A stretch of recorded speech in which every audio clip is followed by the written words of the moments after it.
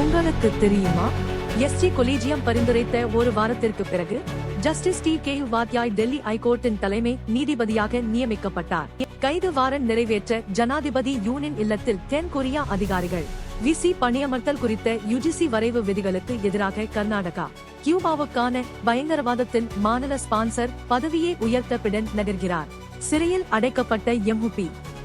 அம்ரித்பால் தலைமையிலான புதிய அரசியல் கட்சி பஞ்சாபில் தொடங்கப்பட்டது.